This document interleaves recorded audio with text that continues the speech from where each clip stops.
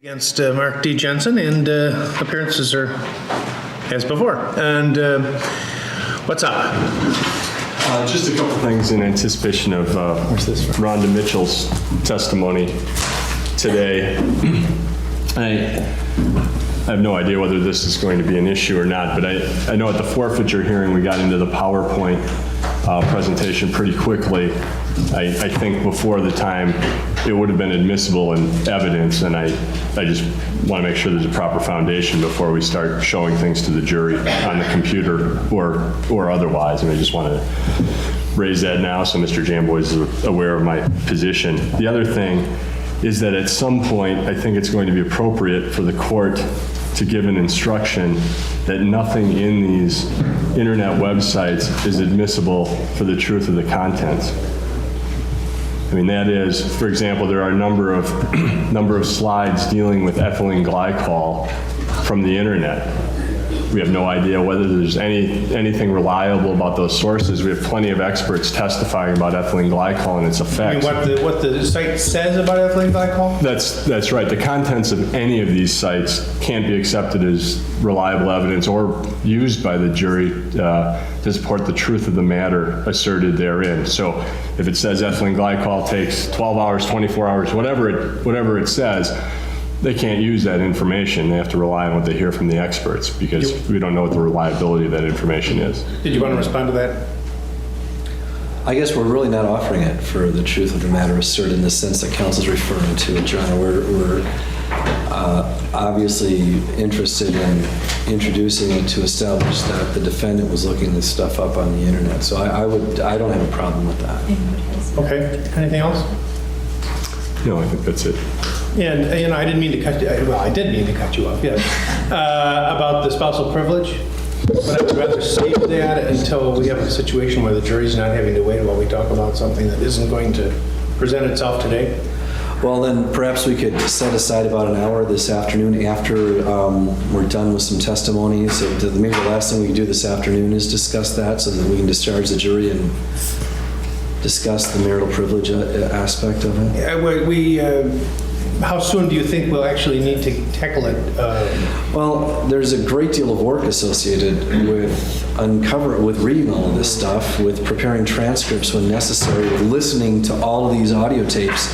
And if the court's not going to admit it, I don't want to spend the whole weekend listening to audio tapes of conversations between Mark and his wife if the court's not going to allow me to utilize it. And you're not suggesting you have, I'll leave that. I'll leave it.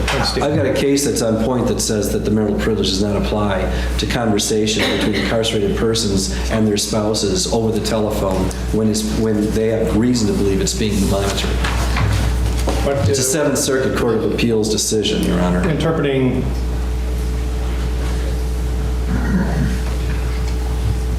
federal law or Wisconsin law? Well, first of all, to my knowledge, there's no distinction. Pardon me?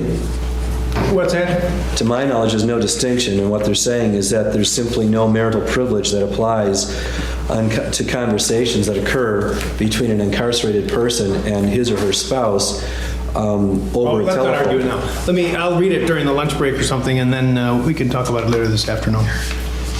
I'm not promising we'll set aside an hour this afternoon, but that seems like a good suggestion. So, anything else before we start? No, Your Honor. No, Judge. Okay. Ask the jury to come in. We'll put this up somewhere. Do you do what? Yeah, whenever we go on the break. Yeah. Did you bring that? No, it's going to be fine. Judge, there is one thing of not... Wait, no. Oh, Deanna Hardison. I'm sorry. I don't know how to deal with this other than try to be aware. I had an email from my office yesterday that Court TV called the office and said that the mic was picking up mine and Mark's conversation. I don't know if that's one time when I inadvertently left this microphone on or if it was this microphone. I don't know. I don't know what the answer is, but I just obviously that's a big concern. And Oh, yeah, I I'll just, understand that. But I don't have anybody that's told me what happened or if that was all day or. Okay, I will, well, we'll talk about it. Yeah. Please all rise. Good morning, Your Honor. The state of Wisconsin would call Rhonda Mitchell to the stand. And, Your Honor, during the course of Ms. Mitchell's testimony, Julie Newman is going to be assisting with the PowerPoint, since I'm completely incapable of using a PowerPoint. So, All right, thank you. Judge, am I still swearing the witness? Virginia. Raise your right hand, please. Do you solemnly swear the testimony about to give in this matter be the truth, the whole truth, and nothing but the truth, so help you God? I do. You may be seated.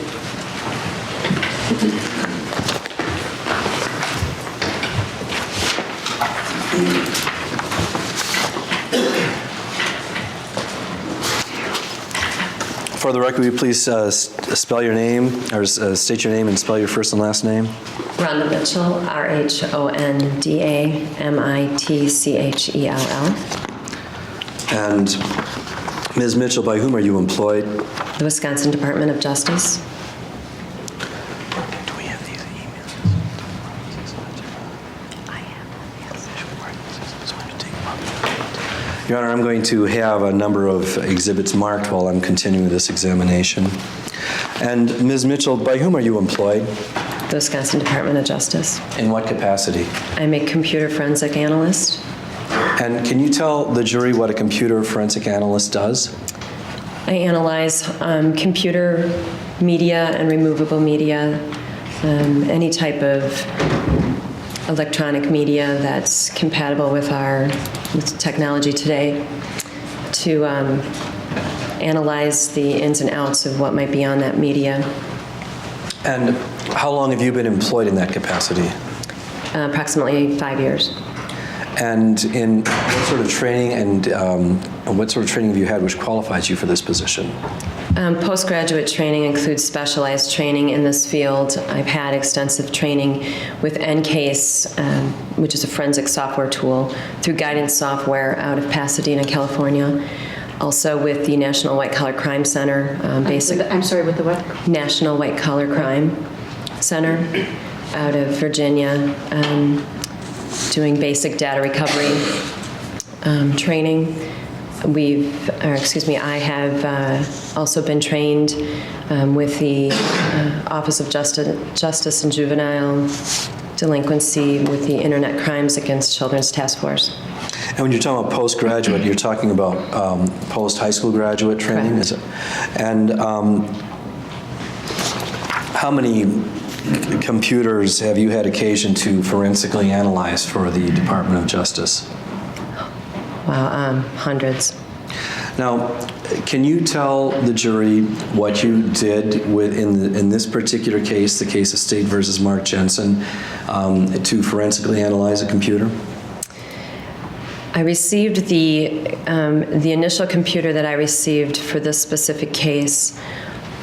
I received the actual computer from Detective Ratsburg, which was identified to me and stated in our chain of custody as a computer taken from the Mark and Julie Jensen home.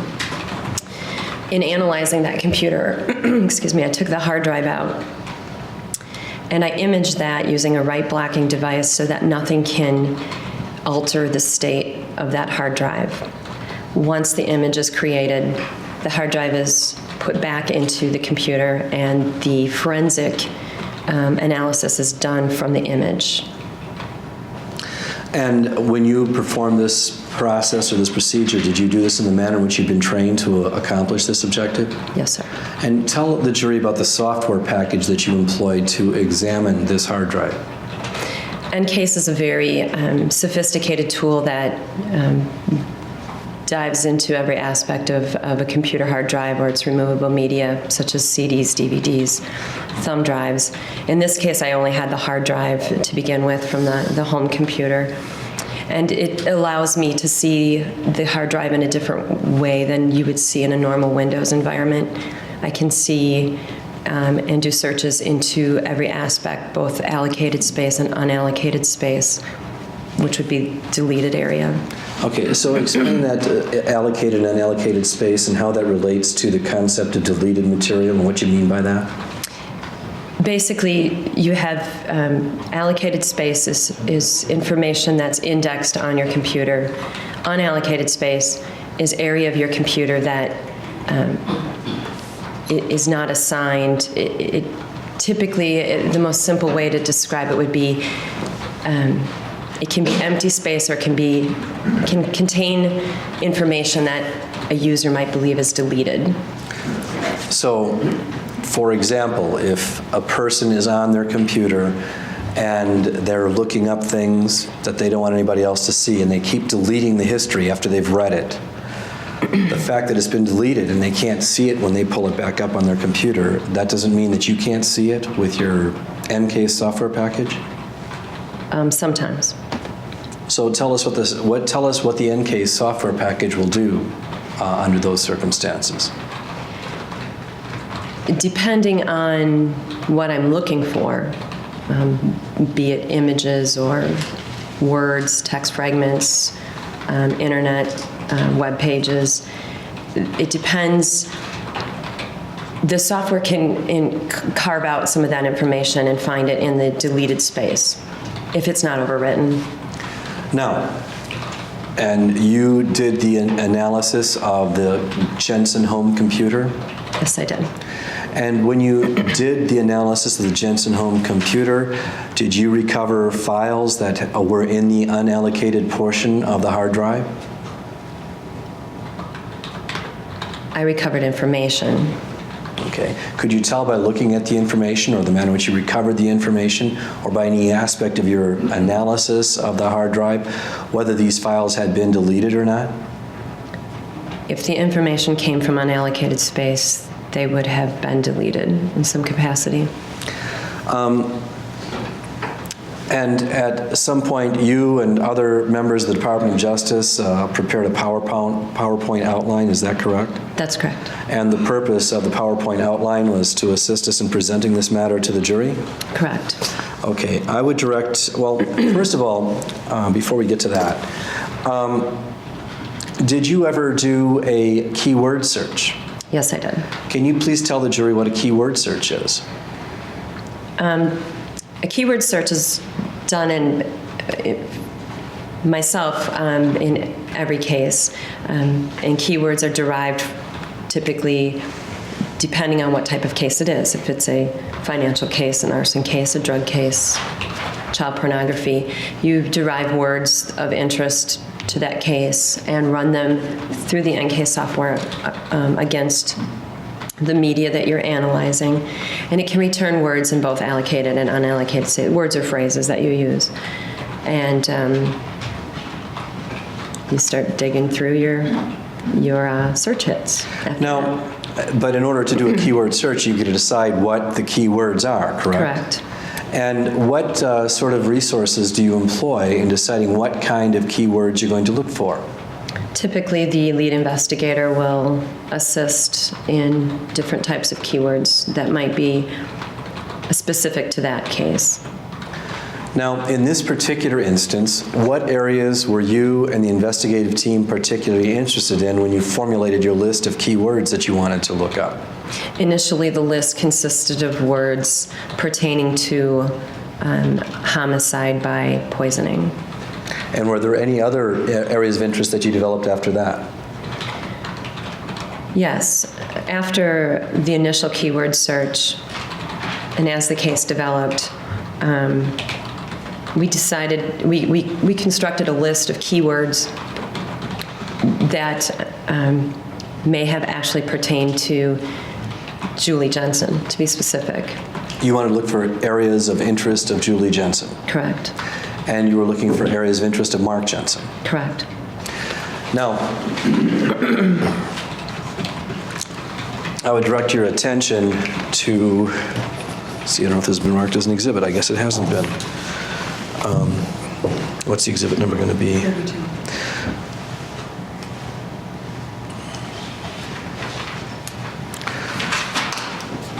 32.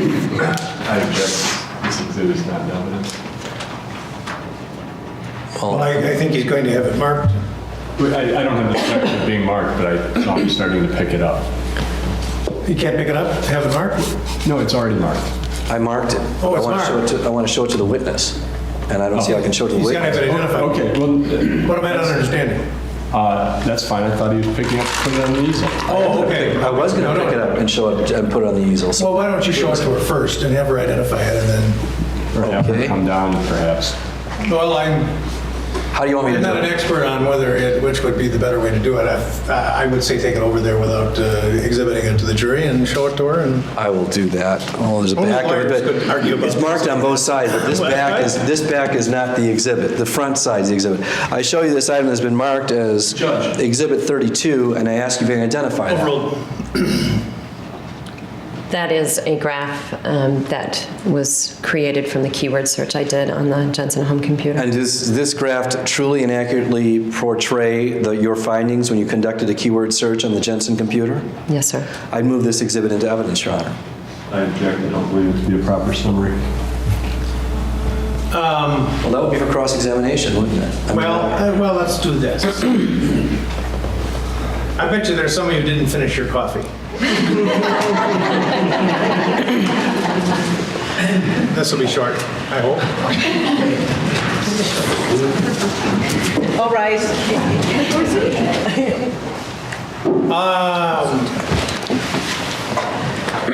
What's up?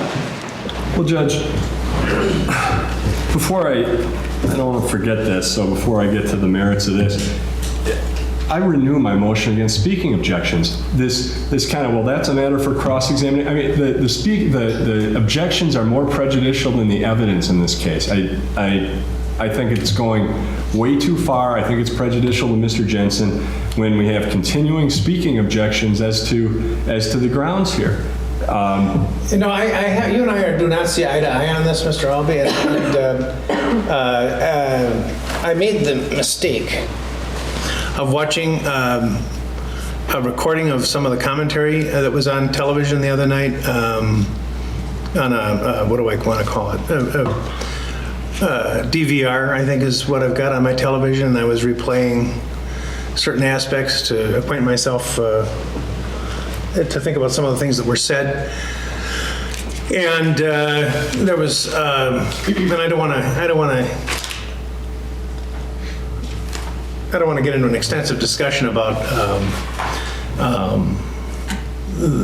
some of it, but on some occasions, lawyers are in this court, in this case, are saying objection. Yeah, you know, and I know that's not legally adequate in the state of Wisconsin to make a valid objection. And if it's denied, you forfeit your appellate rights unless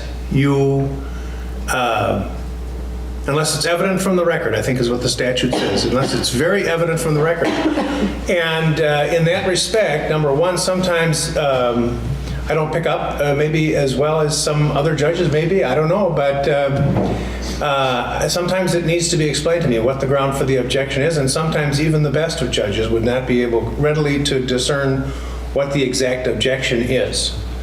And on top of that, until I became a judge, I never realized how enormous a judge's discretionary power is on the subject of evidence. So I actually do need to hear what the lawyers think and why they think that. And for a lawyer to just sit there and say objection and expect that to be an adequate objection under our law, I don't agree with you. Secondly, when the court rules on an objection, it's not adequate to just have a sidebar. In fact, the Court of Appeals has explicitly stated that sidebars are to be discouraged because they're not of record and the court's rationale is not of record. And because of the enormity of the court's discretion, it's very important that the court's rationale be set forth in the record. And there's just no practical way, without doing what I've done now and sending the jury out, to have a discussion about the court's rationale without having some kind of discussion in front of the jury. So I understand, you're absolutely correct, and I do think that there's been a tendency, especially you, Mr. Jamboys, to overstate your objection. I will invite further discussion if I want it, But you, as I said the other day, I actually do speak legalese, and if you say irrelevant, I know exactly what you're telling me, and you don't have to say, what's this got to do with anything, and that type of thing. So that's my criticism for you, but I do think, Mr. Albee, you have been guilty of just saying objection, and I'm telling you, you're flirting with disaster when you do that. Well, Judge, I've never, ever said that objection is what should be done here. What I specifically stated when we raised this the other day is it should be objection irrelevant, objection hearsay, objection 90803, sub 4. And I don't have any problem. And I think several of the times when I've said objection, the grounds are so apparent. I think those were times when the court was more likely to be ruling in my favor because it was so apparent when I And I understand what you're saying. And I don't have any problem with what the court says in terms of the record, but I at least would always seek to state a ground if I thought it wasn't obvious or I wasn't likely to get the ruling I wanted, and certainly I'll try to make a record every single time when I think it's a particularly significant issue. And I understand the court's in a difficult position. Nonetheless, if prejudicial information is being communicated to the jury through these speaking objections, we have a serious problem. And I think it's been accumulating. I also think it puts me in an untenable position of having to fight back with the same tactics, which I don't want to do because I think it's improper. And but it puts me in this position where one side is explaining their objections and how this is relevant, doing a mini closing argument, if you will, about how the evidence fits into the big picture, and I'm left here, if I'm going to follow what I think are the rules of decorum in a courtroom, not being able to respond, and I think that's inappropriate, and I will continue to register my objections to it, and at some point, who knows what it does to this trial, but it's been going on, and as the court said yesterday, I have to draw the court's attention to it as things happen, and that's what I'm going to be doing. Well, in this instance, I think the remark which was made by the district attorney was, that's for cross-examination. Am I right about that? I think that was it. Now, I don't understand what the prejudice in that particular comment is. What he's saying to the court is that is something, and that's something that the law expects that you'll deal with on cross-examination, and not am I slamming the door to the evidence? Judge, number one, as the court already noted, the court didn't ask for comment from Mr. Jamboy. Well, and so that's number one. Number two, if it's not apparent, I'll let the court know this has obviously been sticking in my craw since at least yesterday. So, and while I won't claim that this would be the sort of prejudice that is a problem from him stating it, it was nonetheless improper. And yesterday, I believe there were a number of occasions when it crossed a different line, and so those are my concerns. If you remember them, would you tell me now? So maybe I'm missing something. I can't tell the court. I know, I understand. I'd have to spend some time with notes. Well, here, from now on, did you want to say anything, by the way?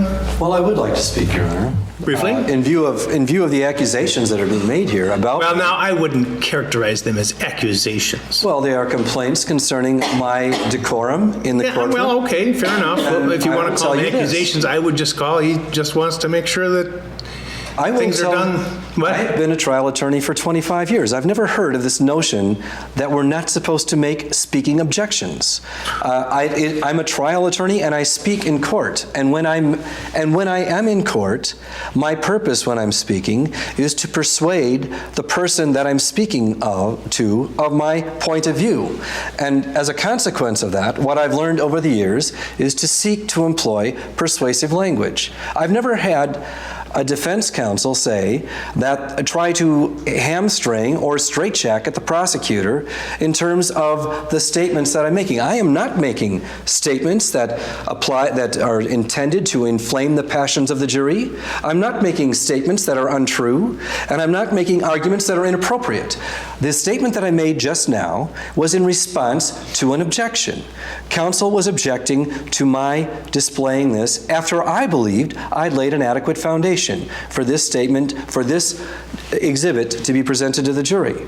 Now, and I know the court hasn't gotten to the point of reaching a decision on that, but I think that before the court does get to the point of reaching that, it's not sufficient for the defense counsel to simply say objection and then state his grounds, and then I'm supposed to stand there mute and wait for a decision. Let's do that. No, I agree with you on that, because then just one side is being heard on every objection. I don't think that's a proper way for me to consider it, and I don't think, people learn in different ways, and I tell you that either by bad practice or by good, I have tried to, or I have fallen into the habit anyway, of trying to hear both sides before I rule on an objection.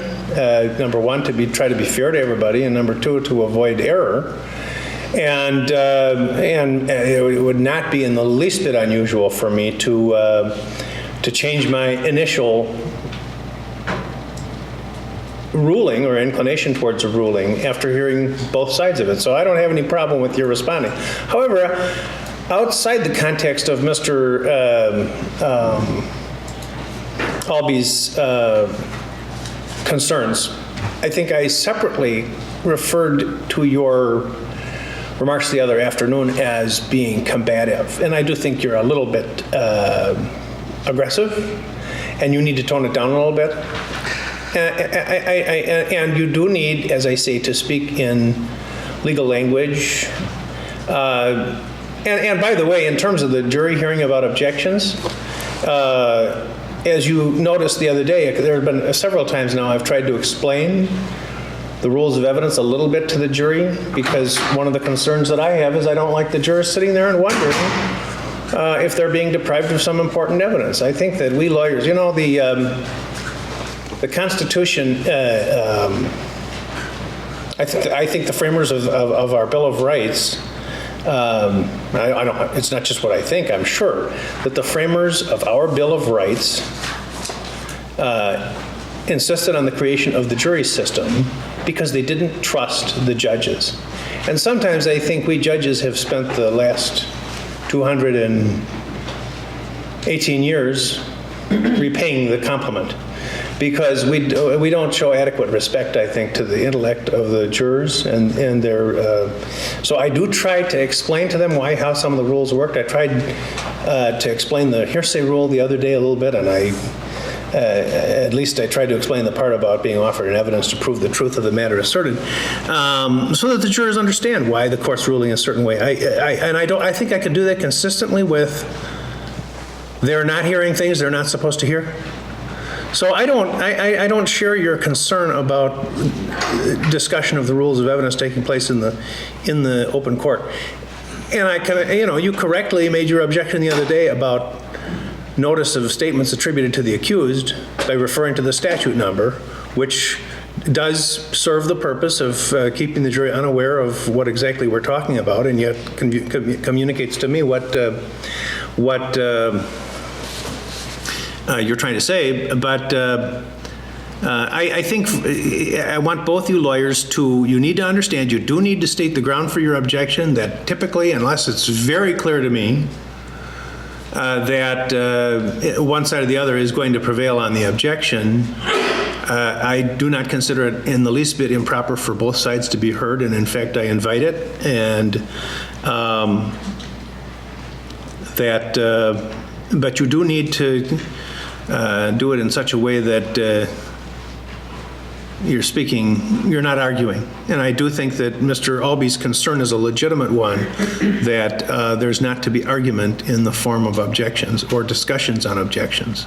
Well, Your Honor, I have to say this. I don't want to I do not want to run afoul of any directive of this court. I don't recall any contemporaneous objection to an argument that I've made that was inappropriate. I don't recall that being brought to my attention. I don't believe any argument I made right now in this court was inappropriate. Now, I do recall objecting to some of Mr. Albee's remarks yesterday, and I don't recall the court now sanctioning him or telling him that he's being unreasonably combative because he makes some sarcastic I'm about remark. to get to what I want him to do.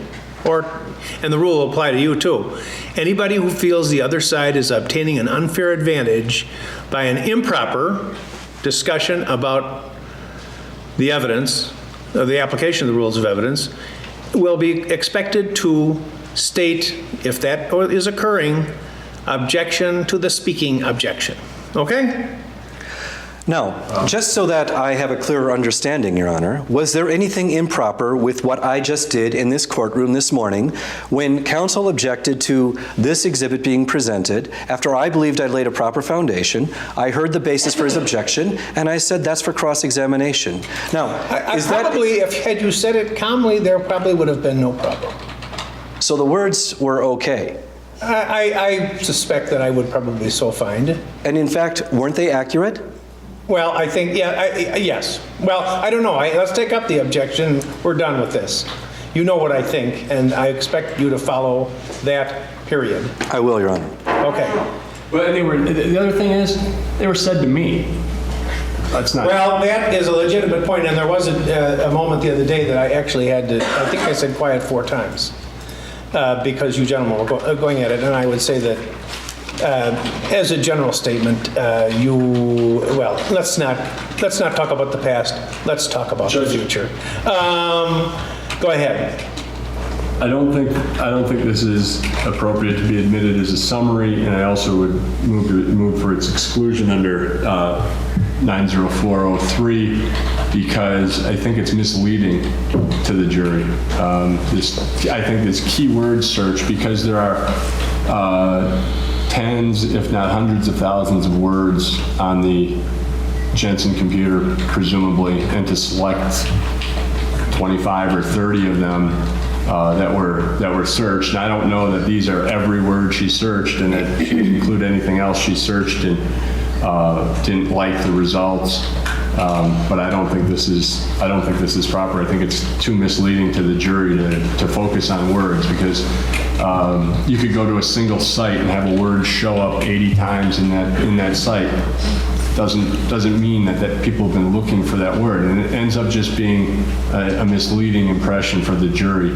And I know I can cross-examine on it, and I will, but there are still some things that when put in a chart and blown up, I think leave a misleading impression. I don't think it's helpful to the jury in terms of analyzing this computer. Right. And I'm going to overrule your objection, and the reason is because I think that as long as the jury understands that it's selective in terms of what search terms that were nominees to be measured, I think if I'm understanding the exhibit properly, that it does have the shortcoming that it doesn't really include a search for words which may not have been nominated.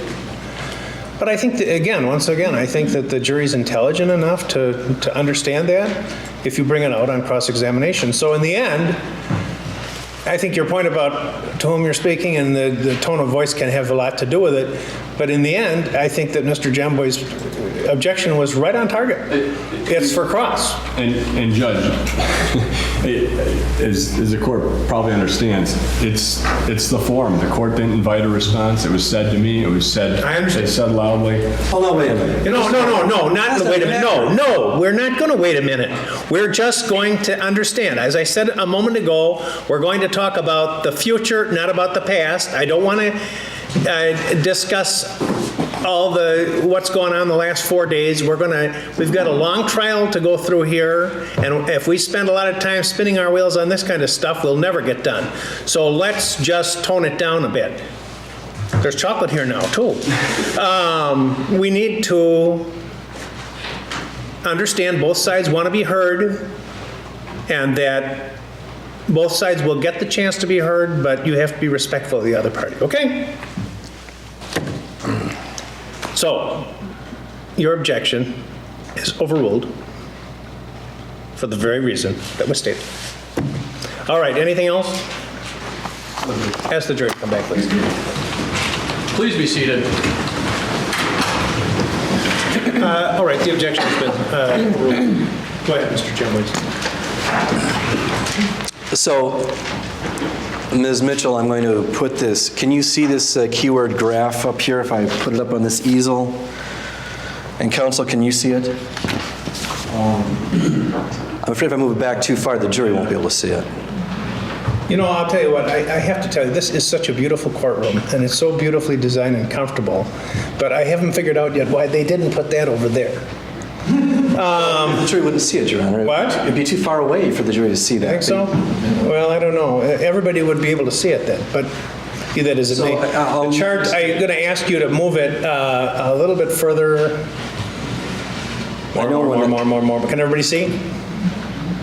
Can you see it now, sir, in your clinic? Do you happen to, I know you used to have some smaller ones. But we're going to be utilizing something off the computer. Oh, yeah, okay. There. All So right. that would be the problem with that. But I could use that pointer. There's one there for the witness, and there was one here for the attorney, but it's not there anymore. Bob, you can have this one. You don't need it? Okay. I had it right there. Now, there we go. Somebody probably took it and thought it was a pen. Literally try to write something. Now, you indicated that you and the investigative team put together this list of particular words? Correct. Now, was there, just so that the jury can understand the purpose of the bar graph here, what was the word that came up more often than any other word when you did a keyword search on the computer? Of the keywords that I chose, the word poison had the most search hits. And that would be right there, and so that reflecting in the bar going over there to, what is it, 2,123 times? I believe so. So when you did the keyword search on the Jensen computer, that word came up 2,100 times. Approximately, yes. And what was your purpose in doing a keyword search? What is it that, as a forensic computer analyst, you hope to accomplish or you hope to learn by doing a keyword search? The keyword search itself just helps identify different areas of the computer, different files, anything from emails to web pages to documents, anything on the computer that might contain that word that is still housed somewhere on that hard drive will become visible. And the word anarchist, how often did that word come up? Approximately 1,200 times, if I see that right. And, I'm going to get up there closer to make sure I can read it. I'm not sure. 1,205 times. And the word anarchy. How often did the word anarchy come up? You're going to have to help me with those numbers. 123 times. 123 is what it appears to me. And if you need to come over closer so that you can see it, then feel free to do that. The word antifreeze. How often did the word antifreeze come up? Approximately 334 times. Now, and the jury can read that as well as anybody else, but this bar graph accurately reflects your findings when you did a keyword search on the Jensen home computer? For those specific words, yes. Now, why would you look up the word Patagonia? Tell us what that's about.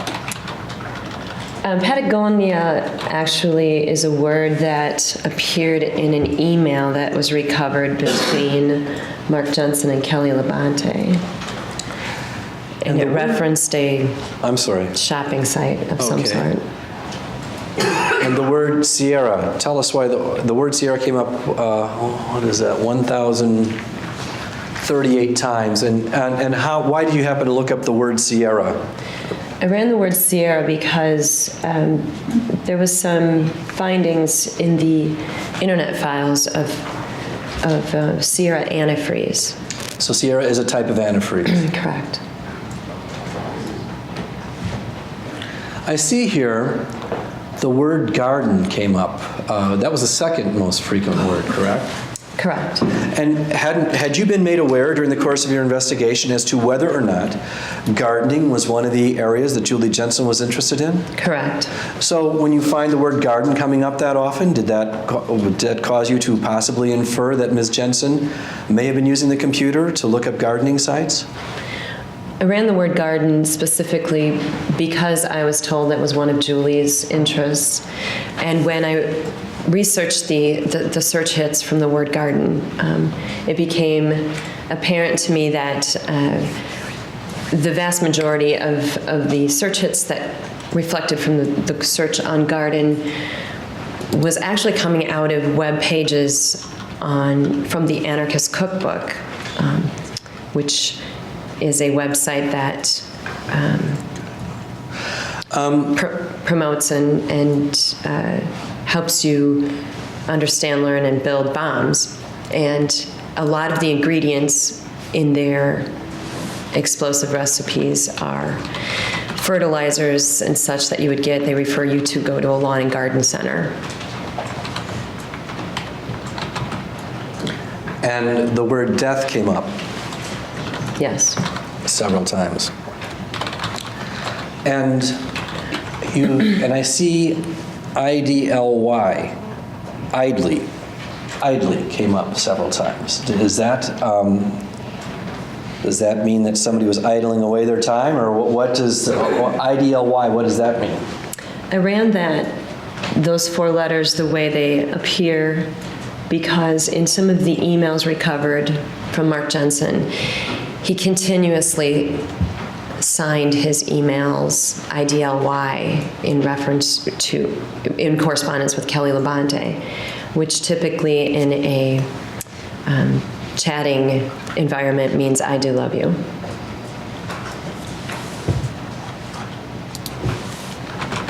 And down here, I see WinStar. And I can't see, was it 898 times the word WinStar comes up. Correct. Now, what's WinStar? Did you, when that word came up so many times, did you look into that to see what that was about? I chose that word again because of an email that I had recovered between Mark and Kelly Labonte, Mark Jensen and Kelly Labonte, referencing going on a WinStar cruise. I also noticed in the internet history there was some searching done on WinStar cruises. Well, let's get to that. Well, before we get to that, let's talk about something else. When you were doing your search on the computer, can you tell by your analysis what time of day the computer was being utilized? The internet activity became very apparent. The most common time the internet seemed to be utilized was in the late evening, early morning hours. And did you, along with the other members of your staff at the Department of Justice, prepare an exhibit that is intended to show the hour of day range of use on this computer? Yes, we did.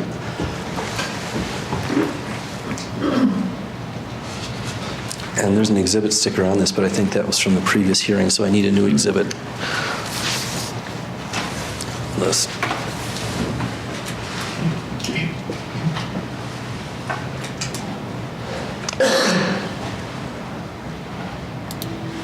I was going to put it over the old exhibit sticker. Do you think? Well, What do you? I'm willing to do it any way you want it. Do you want it over the exhibit or under it? I don't, we might need it for the record. So I'll put it under. So I'll put it underneath it.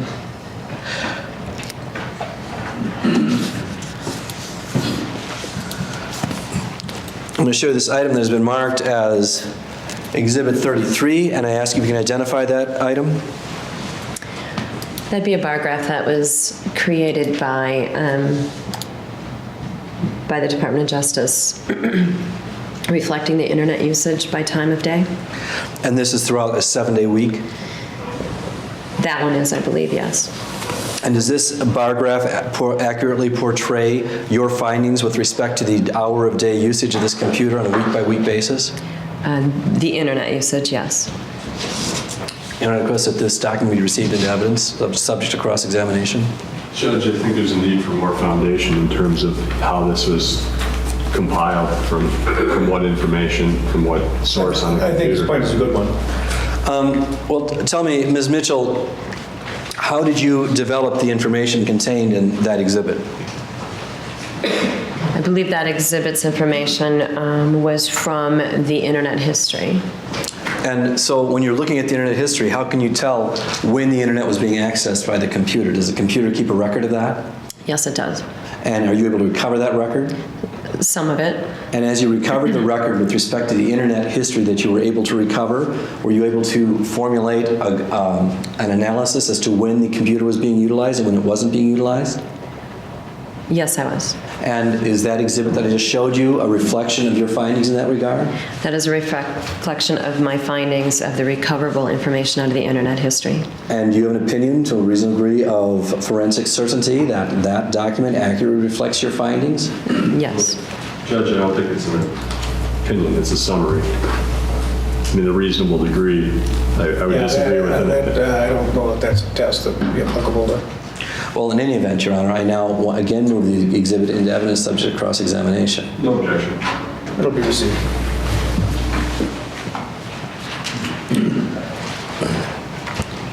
So I'll take this one down.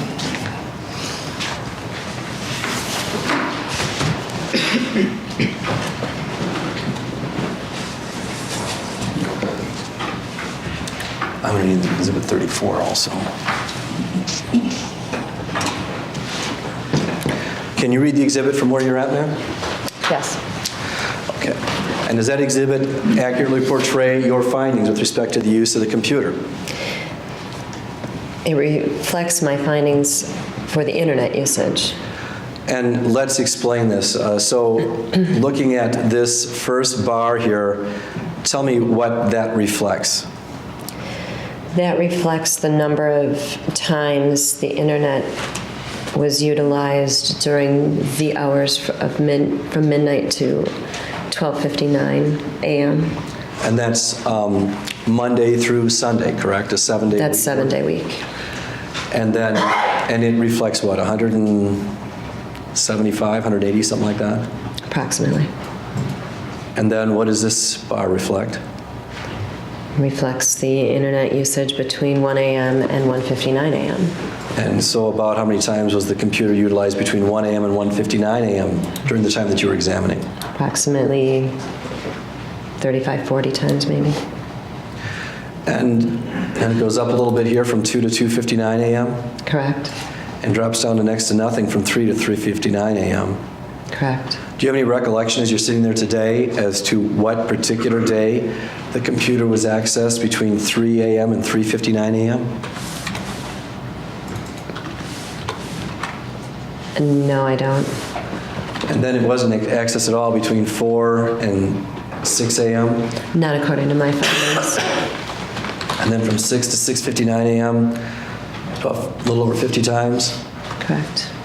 And then during the normal daylight hours from, say, 8 a.m., no, from 9 a.m.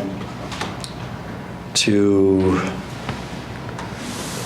so this is in military time, I take it. So 1800 hours is 6 p.m. to 1859 is 6:59 p.m. Is that correct? Correct. So there's relatively a smaller amount of usage during the day, and then it pops up again at night. Quite a bit more at 9 to 9:59 p.m., 10 to 10:59 p.m., and 11 to 11:59 p.m. is actually the greatest time of usage of the computer. Is that correct? According to my findings, yes. And that's a 7. I would clarify the greatest usage of the internet, not the computer. Okay, well, I don't mean to misspeak. So, and if I do misspeak, please correct me. But this is about the internet usage, correct? Correct. You really can't tell by what you were doing as to if somebody's using the computer for something other than internet usage. Could you tell when it was being utilized or not? Not in accordance with this internet history, no. Now, did you also do an internet usage by time of day Monday through Friday? Yes, sir.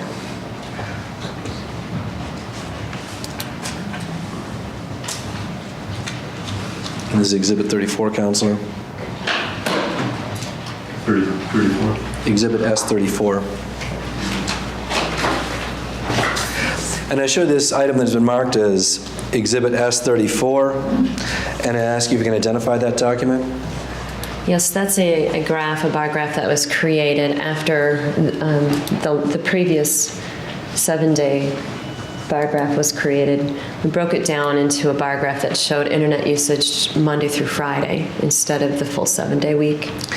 Now, and does this bar graph accurately portray your findings when you conducted that analysis? Yes, it does. Now, why would you be interested in breaking it down from 7 days to Monday through Friday? Why did you do that? What was your purpose? My specific purpose was to identify whether or not the computer was being used during the week, during the day, specifically while Mark Jensen was at work.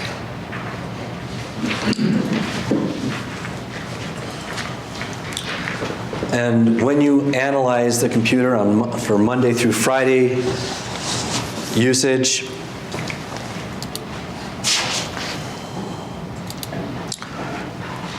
this accurately reflects your findings? Yes, sir. There was very little usage between 9 a.m.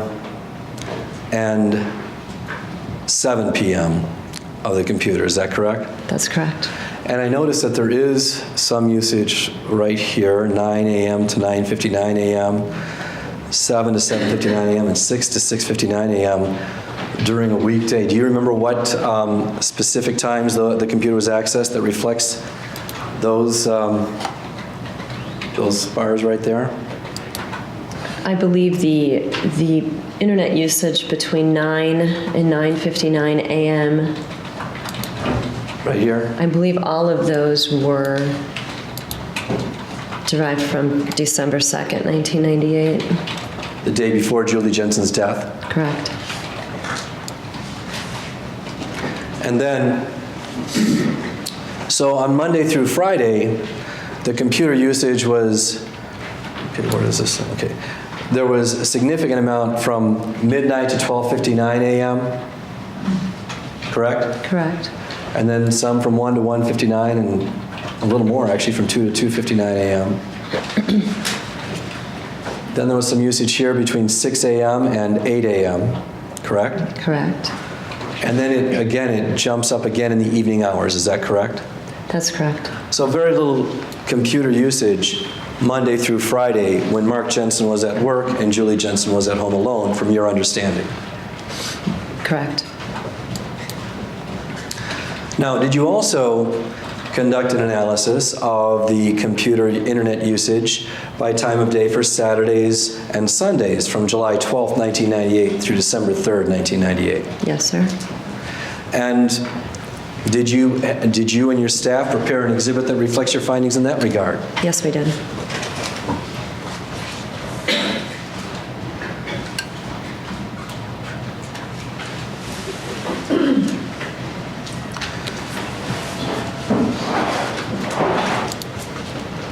And I showed you this exhibit that is marked as States Exhibit 35. And I ask you to identify that document, ma'am? It'd be the bar graph according to internet usage that was recovered for Saturdays and Sundays. And did you assemble this information the same as you used to assemble these other two exhibits? Yes. And does this exhibit truly and accurately reflect your findings? Yes. I request this document be received into evidence subject to cross-examination, Your Honor. No objection. It'll be received.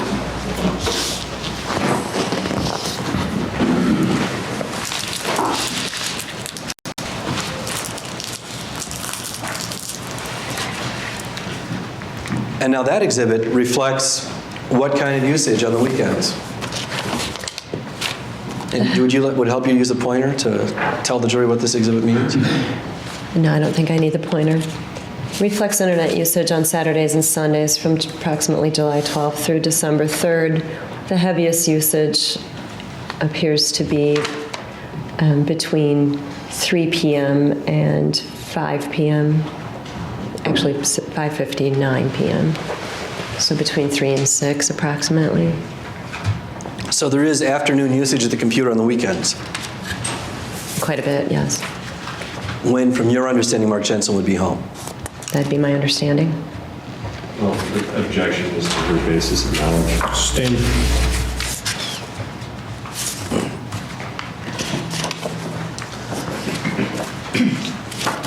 Now, were you able to ascertain by looking at the computer internet history, were you able to formulate an opinion as to when it appeared to you as though this computer had been acquired? Had been purchased by, or started being used by the Jensen family? It appears that this particular computer was purchased in early July.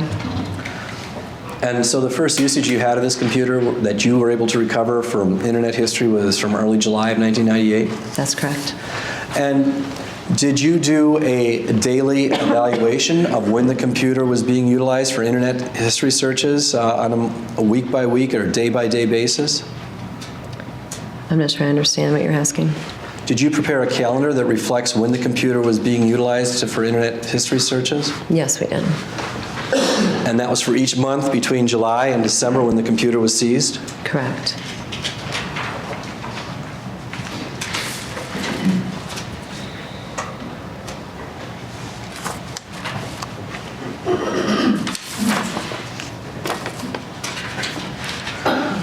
And I show you this item has been marked as Exhibit 46. S 46, we go from the 30s to the 40s? I'm marking on your emails. Oh, I see, okay.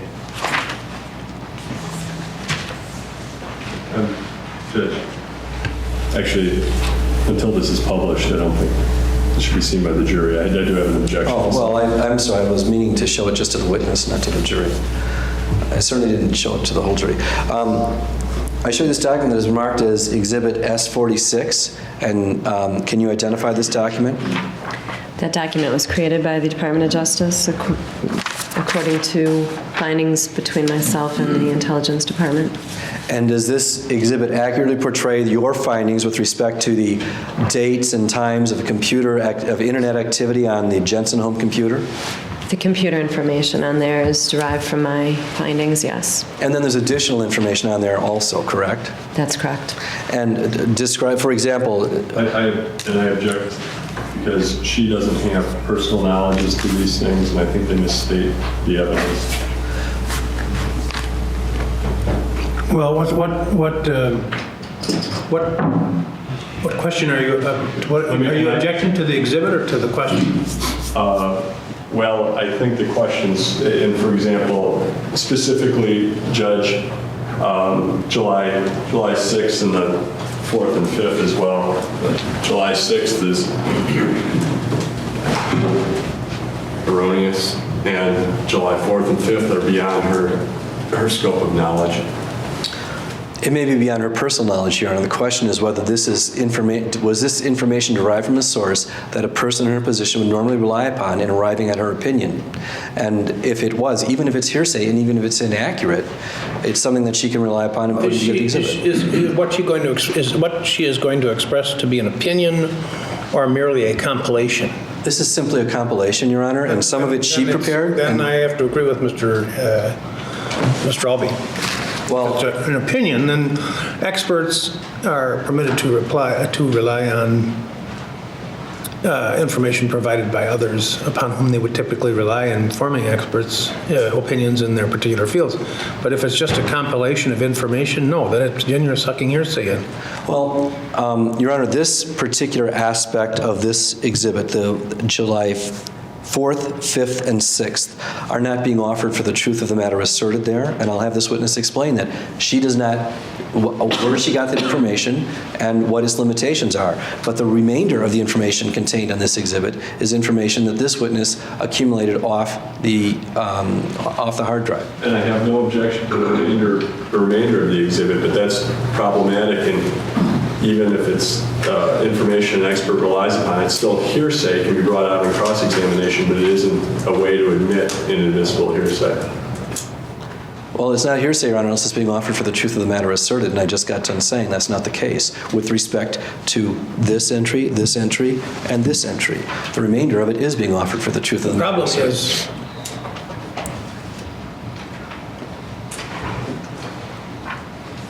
The problem is it's sitting there in I was going to say black and white, but it looks like purple and white. It's sitting there in living color in front of the jury whenever the exhibit is shown to them, and it creates a problem. Now, if you want to obscure that information, I'd be happy to do that, Your Honor. and yeah, I'll leave it at that. Okay. I would have no objection to it. May I use your Post-it notes, counsel? You've got bigger Post-it notes than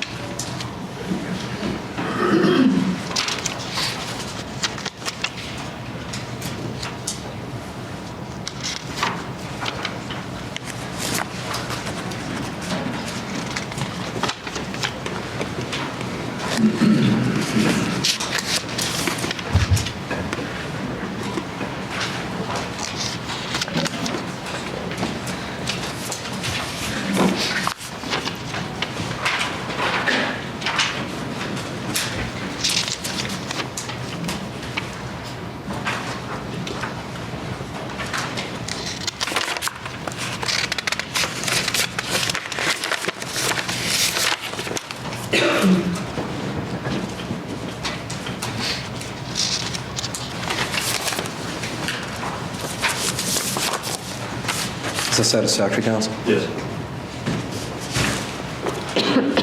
So there's no further objection to the admission of this document? No, that's, So I show you this item now that's been marked. I better take this one down.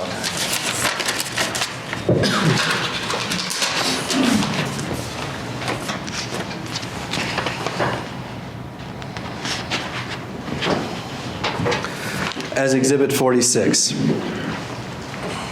And I'm going to have some questions about that for you. First of all, that exhibit accurately portrays your findings with respect to the internet activity with respect to the Jensen home computer in the month of July of 1998? Some of it, yes. Now, let's go to July. I'm sorry, I didn't understand that answer. Okay, well, we'll amplify that. When you say some of it, does that mean that what's there is accurate, but that there's additional information beyond what's there? That's correct. What additional information do you have beyond what's on this exhibit? Beyond the internet activity in itself, which was derived from the internet history, there's also some telescan logs implemented on that calendar, and I see a few Quicken notes. Well, let's go through that one at a time. Let's start on July 11th, because there you have Quicken, and underneath that it says 11:36 a.m., and underneath that Telescan, and under that 10:47 a.m. to 10:51 a.m. So let's start with the word Quicken. What is that? What do you have that there for, and what is that supposed to indicate? Quicken is a program that was found on the Jensen home computer that was being used for financial tracking, basically. And what does 11:36 a.m. reflect? That was apparently one of the backups. Quicken, every Quicken program runs, I believe it's 5 backups as a default. So what does the 11:36 a.m. or 11:36 reflect? Does that mean 11:36 a.m.? It reflects that there would have been a Quicken file that was indexed on the Jensen computer. At 11:36 a.m., or does that not have anything? Okay. And then underneath that, the word Telescan appears. And can you tell the jury what the word Telescan is supposed to be there for?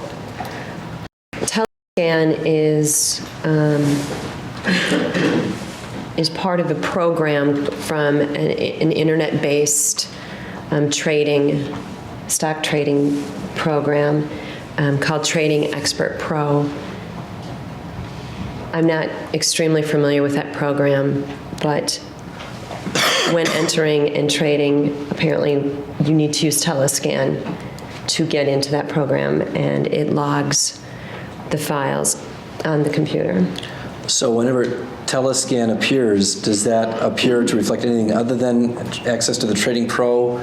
Or has it only been utilized when the Trading Pro program was accessed? Or I don't know enough about it to say for certain, but it appears every time that Telescan,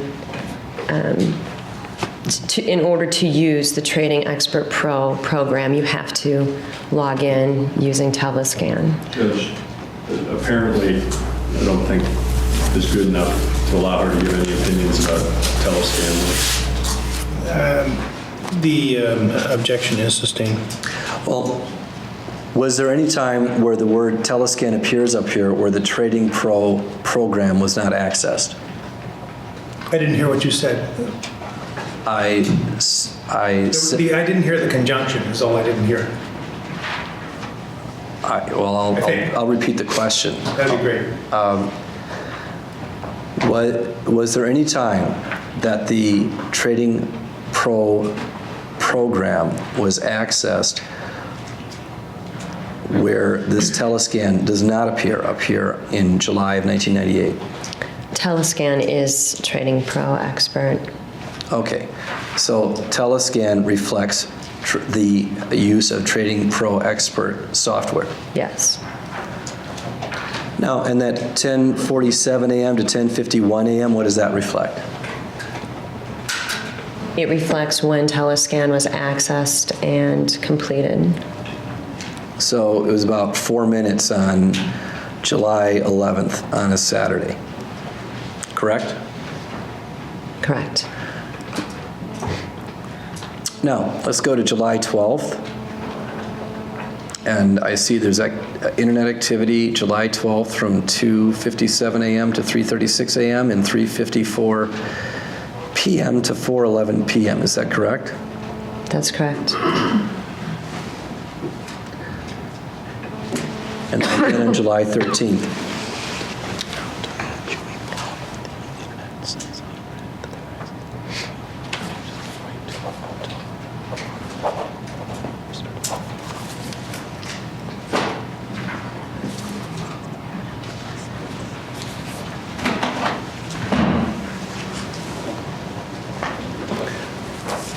Now, as a result of your analysis of the contents of the hard drive, you were able to ascertain not only when the internet was being accessed, were you able to determine what actually was being accessed on the internet?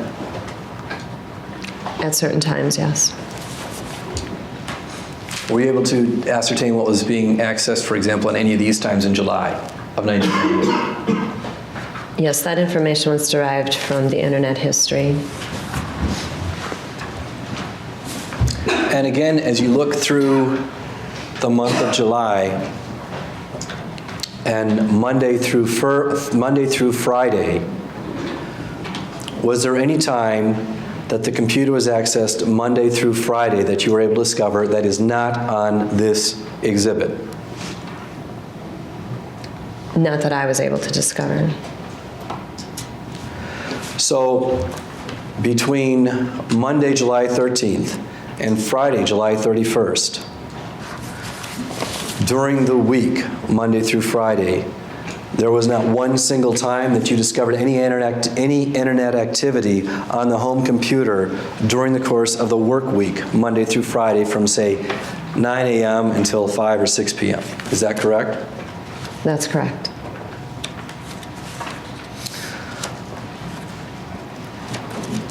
And then did you perform a similar analysis for the month of August, 1998? Yes, sir. I need other exhibits to here.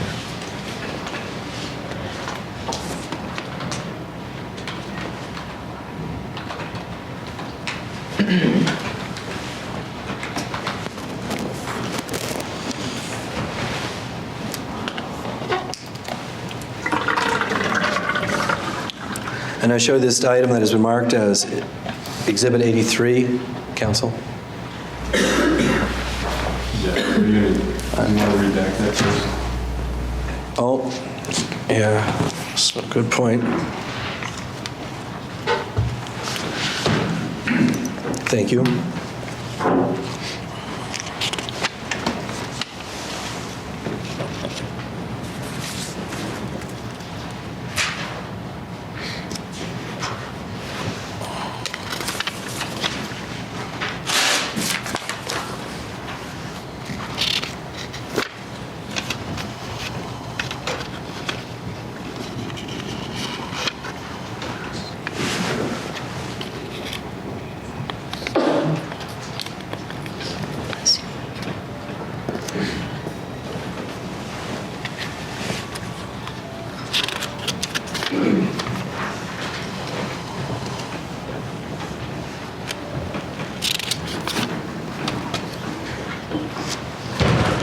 She's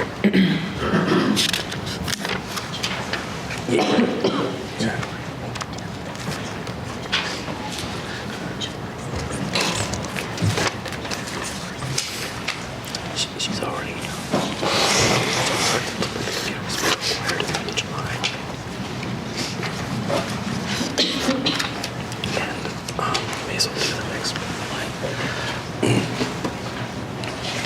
Now, I show this exhibit that has been marked as State's Exhibit 83. Is that acceptable, Counselor?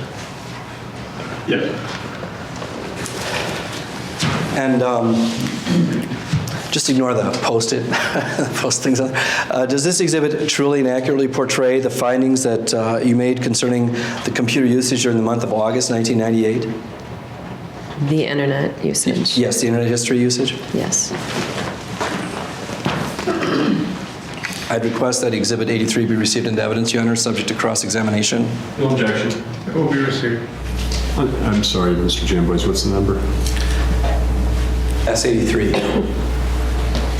And the record will reflect, in terms of the receipt of the exhibit, that there are redacted portions of the material on pages, or on dates August 10th, 14th, and 26th.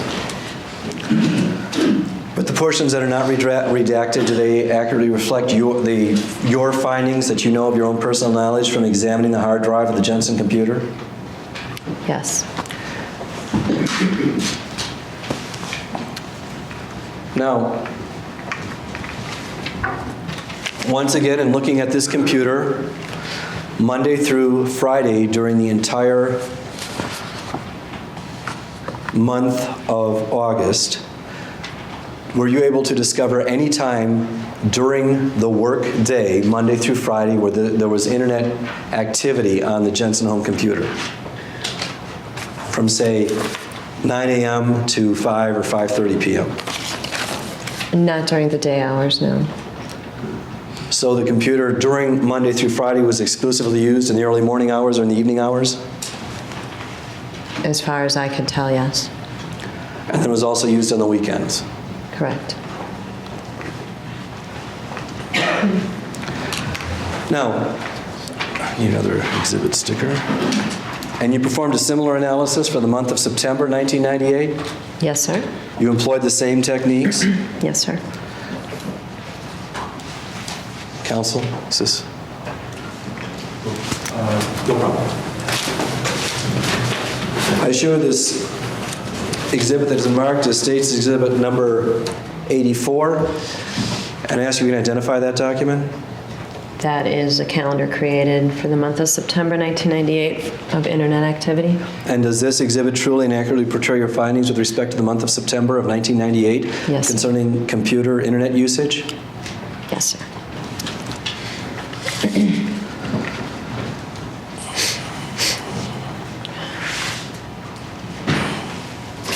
Let's see, I'm going to take July down as well.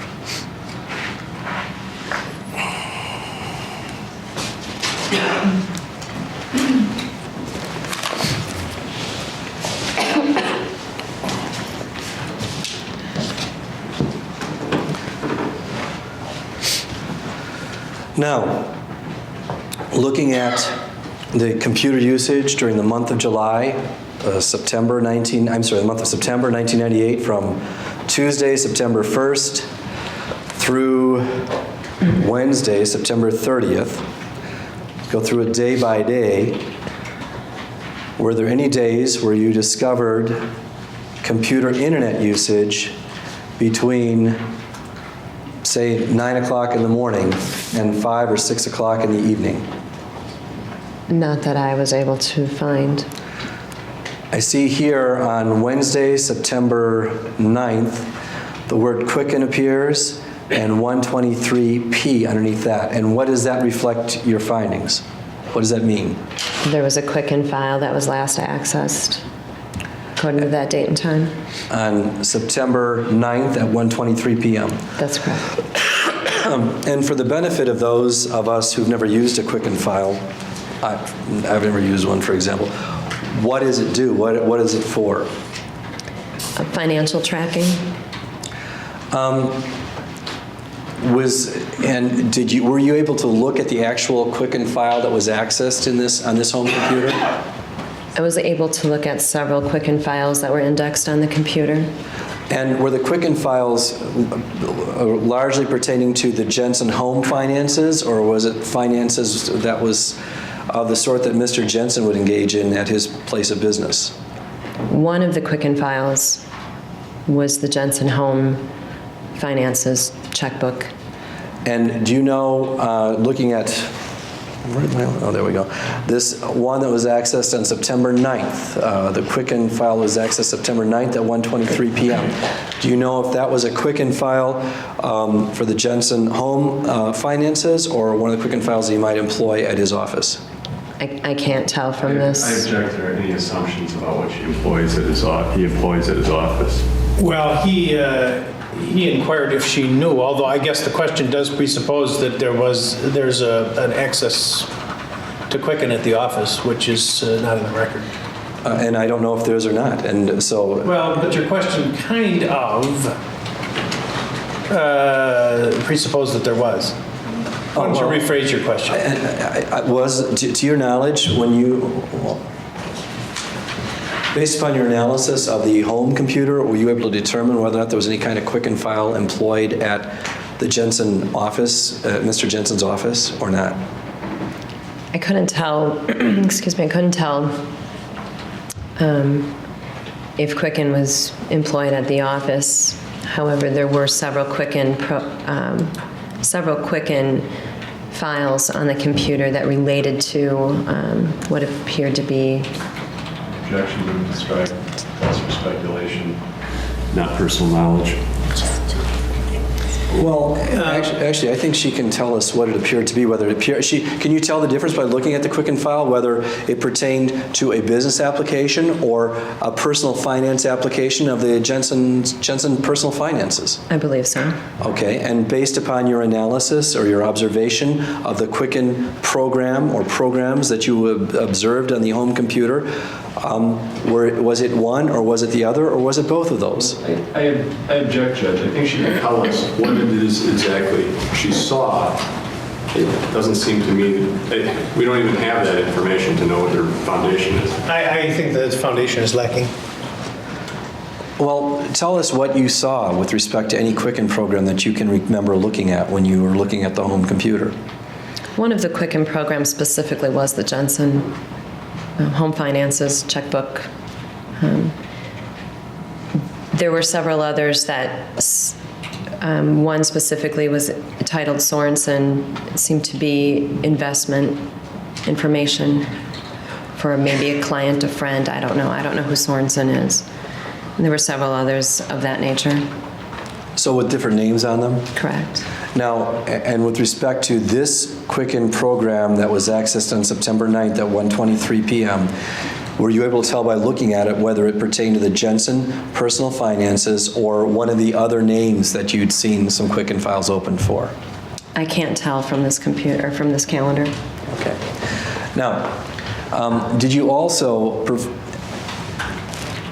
But otherwise, for the month of September, between Tuesday, September 1st, and Wednesday, September 30th, aside from this one entry on September 9th at 1:23 p.m., did you find any internet history usage or internet usage of the computer between 9 o'clock in the morning and 5:30 or 6 o'clock in the evening? There was no internet usage between those times that I was able to recover. Quicken doesn't require, you don't need to access the internet to use Quicken. Quicken doesn't what? You don't need to access the internet to access Quicken, to run Quicken. So there was no internet activity between those time periods that I was able to find. So the only daytime internet activity you discovered in the month of September occurred on the weekends? That's correct. And did you perform a similar analysis for the month of October 1998? Can we approach? Just close.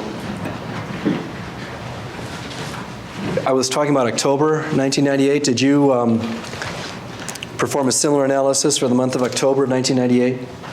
I need this marked as an exhibit. Yes.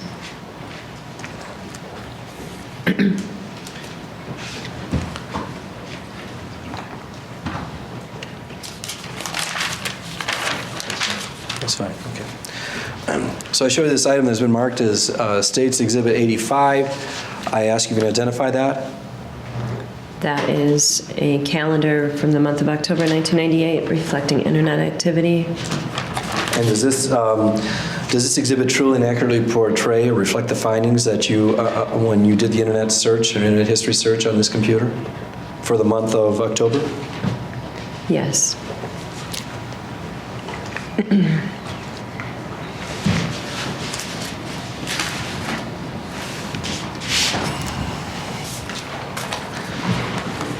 Now, directing your attention first to Monday through Friday. We'll start, I guess, October 1st, which is a Thursday, and proceed to October 30th, which is a Friday. There was no apparent internet usage on any time of the day on the 1st or the 2nd. Is that correct? According to my findings, that's correct. And then on Monday the 5th, there was this telescam 8:04 to 8:16 p.m. That's the only internet usage you found on the computer at that time? Correct. Nothing during the day? Not that I found. And then we'll just go through this day by day. The 6th, nothing during the day? No. 7th? Nope. 8th? No. 9th? No. Anything in the week of the 12th, Monday through Friday, any internet activity between 8:30 or 9 o'clock in the morning and 5:30 or 6 o'clock in the evening, Monday through Friday. Not that I found. And the 19th, the week of the October 19th, any internet activity Monday through Friday between 9 a.m. and 5 p.m. No. And the 26th, any internet activity between Monday, October 26th and Friday, October 30th, between 9 a.m. and say 5:30 or 6 o'clock in the afternoon. It's hard for me to read the times on the 26th, but I don't believe there is during the day. Okay, if you need to come over here and look at it, but it does say from 7:20 p.m. to 7:23 p.m. Quicken was accessed 3:46 p.m. But there's nothing during the day. Now, I noticed that on October 30th, on a Friday, there was internet activity at 9:56 a.m., correct? Correct.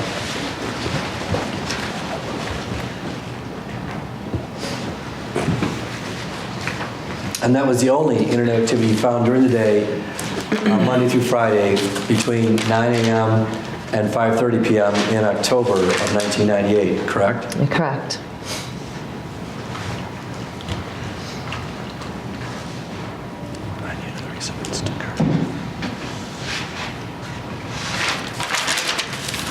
I should give you two because I want to mark the little one too.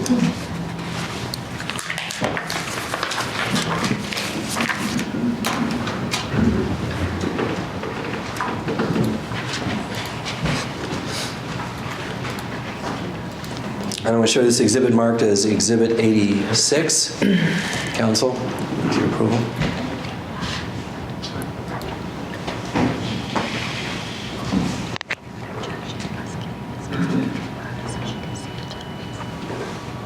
Okay. Well, let me do this first.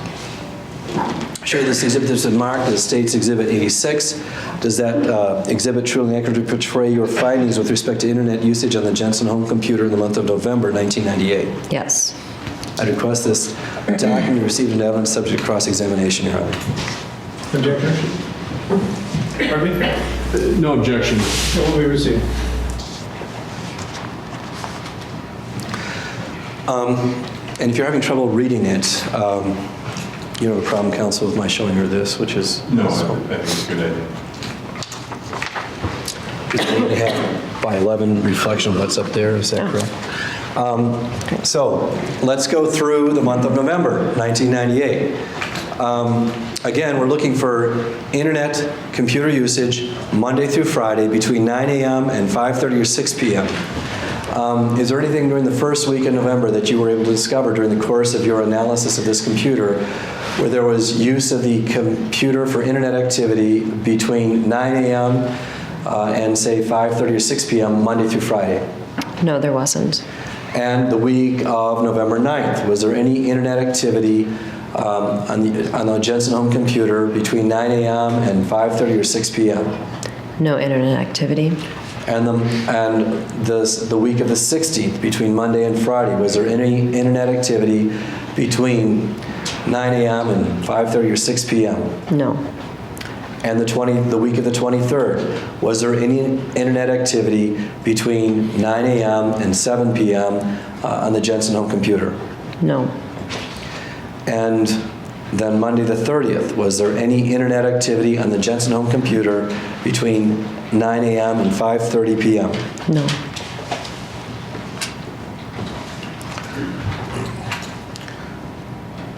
And did you perform an analysis for the month of December 1998? Yes. And I show you this exhibit that has been marked as Exhibit 87. And I ask you to identify this document. That is the calendar from December 1998 showing internet activity. And does this exhibit truly and accurately portray your findings with respect to internet activity on the Jensen home computer in the month of December of 1998? Yes.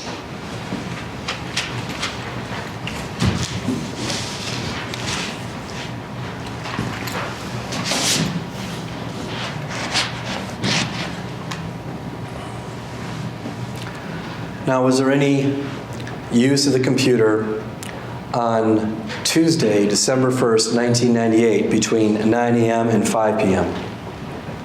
No. Not that I found.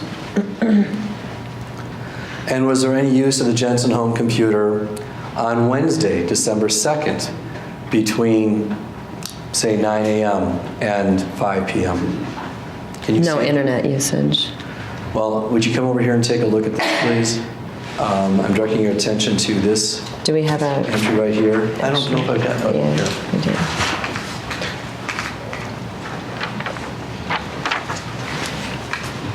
I So directing your attention again to Wednesday, December 2nd, 1998. Was there any internet computer usage on Wednesday, December 2nd on the Jensen home computer between 9 a.m. and, say, 6 p.m.? There was some internet usage between 9 a.m. and 6 p.m. And that's at 9:45 a.m. to 9:47 a.m.? That's correct. And then the final use or internet activity on the Jensen home computer, the last that you discovered was on December 3rd, 1998, between 7:39 a.m. and 7:43 a.m.? That's correct.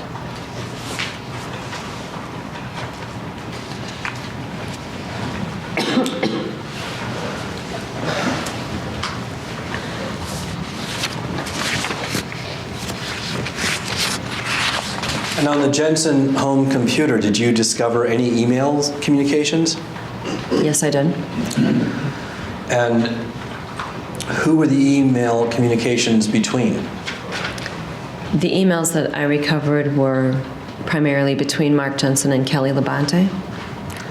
Did you ever discover any email communications between Mark Jensen and Julie Jensen?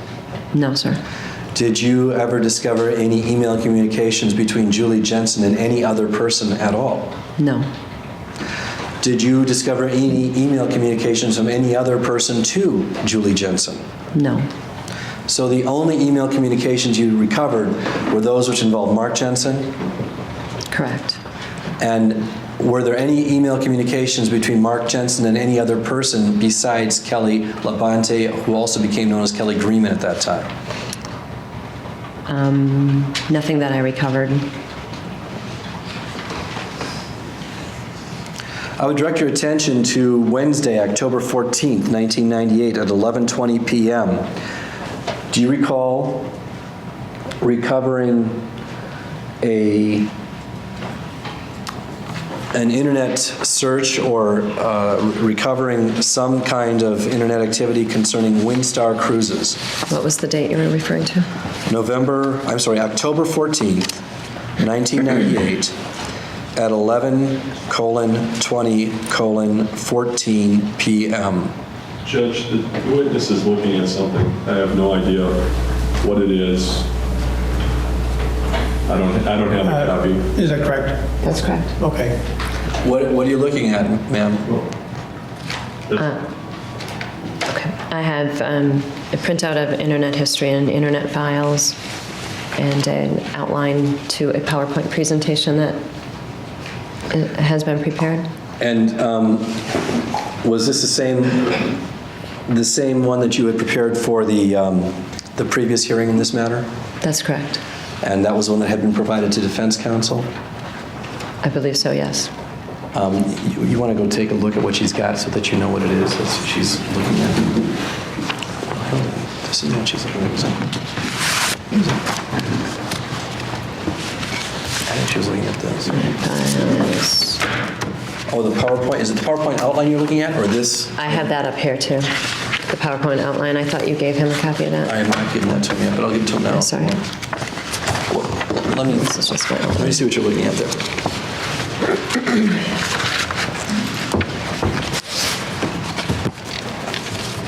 Here, this is your copy of that. This is her copy.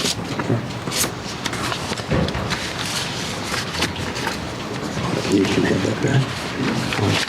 You've got that. It's not printed like this, but There's new copies. And then, It's reprinted. It's just reprinted, so it's not in military time. We made plenty of copies.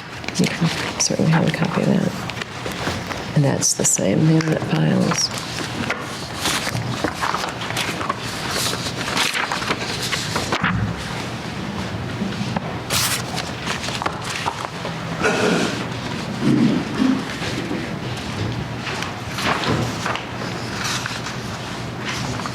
I need a copy of the new internet history. you need another copy of it? I don't have one. Oh.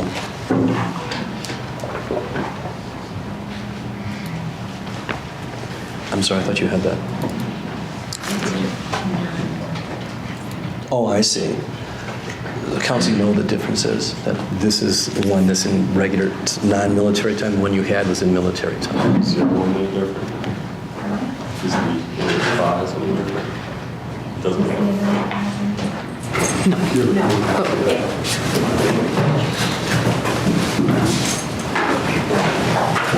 We're all set, Judge. Okay. Now, Ms. Mitchell, I'm going to direct your attention to the internet history as reflected Wednesday, October 14th, 1998 at 11:20:14 p.m. Okay, actually, that information is out of internet files. Okay, tell me what it is and tell me how you recovered it. There's a PowerPoint that has been created. I'm sorry to interrupt. Before the PowerPoint is shown, we need to have, I think, that admitted as an exhibit and the underlying information as well. And then I won't have a problem with it after this. Yeah, I mean, Let's take a break. Well, this is taken care of. Please don't talk about the case during the break, but usually. Please all rise.